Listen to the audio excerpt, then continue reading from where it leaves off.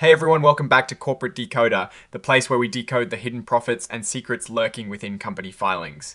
Get ready, because today we are diving into Take It Two Interactive Software's latest report, and let's just say there is a big decision about their incentive plan that shareholders voted on. This report is all about some important updates from Take Two Interactive Software, the company behind popular video games. It covers key decisions made by their shareholders on the 18th of September 2025. The biggest news here is that the shareholders gave the thumbs up to an updated and reworded version of their 2017 stock incentive plan. Think of it as a refresh for how they reward their employees and executives with stock. What exactly did they change? Well, two main things first. They increased the number of shares available under this plan by 5,2,000 shares. This means more stock options or grants can be given out in the future. Second, they extended the life of this plan all the way to the 18th of September 2035. So it is now a much longer term program. Now let's look at how the shareholders actually voted.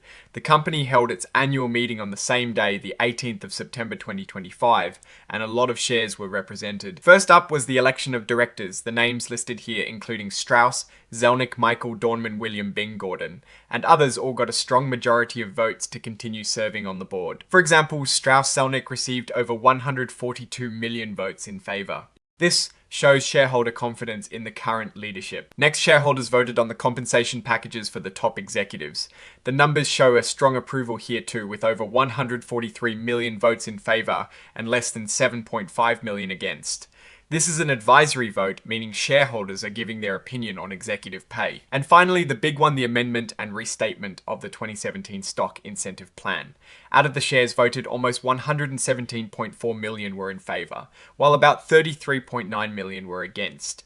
Even though there was a significant number of votes against it, the plan was still approved by the majority. This might indicate some shareholders had concerns about the increased share pool or the extended term, but the overall outcome was in favour of the Management S proposal. The shareholders also approved the reappointment of Ernst & Young LLP as the company's independent auditors. This is a pretty standard procedure to ensure the company's financial statements are checked by an outside firm. The vote here was overwhelmingly in favour, showing strong agreement on this matter. Looking at the overall picture, Take Two Interactive Software is navigating its shareholder approvals with what appears to be solid backing for its leadership and executive compensation. The approval of the expanded stock incentive plan signals management's intent to continue rewarding and retaining key talent, which is crucial in the competitive gaming industry. However, the notable number of votes against the incentive plan could be something to watch. It might suggest a growing shareholder focus on dilution or the effectiveness of these incentive programs. We do not see any explicit financial tables in this specific filing, but the voting results on the incentive plan are critical for understanding how company leadership plans to motivate its employees for the long haul. The company is essentially extending its ability to use stock as a tool for growth and retention for another decade. So what is my take on all this?